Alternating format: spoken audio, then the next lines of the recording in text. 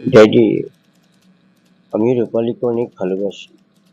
তুমি যদি আমাদের ভালোবাসা মেনে না নাও, তাহলে আমি রূপালীকে নিয়ে অনেক দূরে চলে যাব, যেখানে রূপালী আর আমি ছাড়া আর কেউ থাকবে না। আমরা দুজনেই থাকবো। এই সমাজের চেয়ে অনেক দূরে চলে যাব। বাবা, তুমি আমাদের ভালোবাসাকে মেনে নাও বাবা। খামোশ! ব্যাকটমিস! এই জন্য কি তোকে আমি পড়ালেখা করেছি লন্ডনে নিয়ে? তুই আজ আমাকে এসে বলছিস আমি রূপালীকে ভালোবাসি? সামান্য একটি কেরানির মেয়েকে তুই ভালোবাসবি আর আমি মেনে নিব? কি মনে করেছিস আমি কে তুই জানিস না? আমি তোর বাবা। তুই কি ভাবছিস যে তুই আমাকে সামান্য কেরানির মেয়েকে ভালোবাসার কথা বলবি আর আমি মেনে নিব? ইম্পসিবল! এ কখনো হতে পারে না। দূর হয়ে যা, আমার চোখের সামনে থেকে দূর হয়ে যা তুই।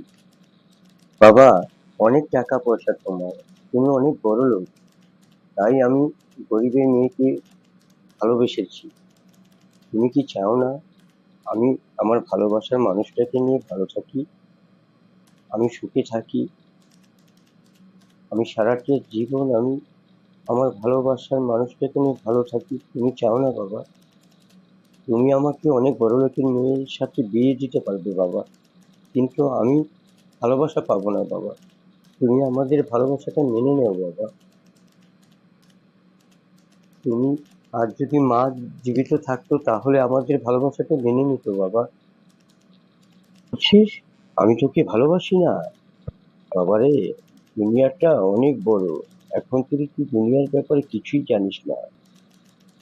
যদি আমার কথা বিশ্বাস না হয়, তাহলে ওই মেয়েকে গিয়ে বল দেখি যে আমি আমার বাবার সম্পত্তি ছেড়ে চলে এসেছি, আমি তোমাকে নিয়ে ভাড়া বাসায় উঠবো। তারপরে বুঝতে পারবি মেয়ে তোকে সত্যিকারই ভালোবাসে নাকি। তারপর আমার কাছে আসিস রে বাবা।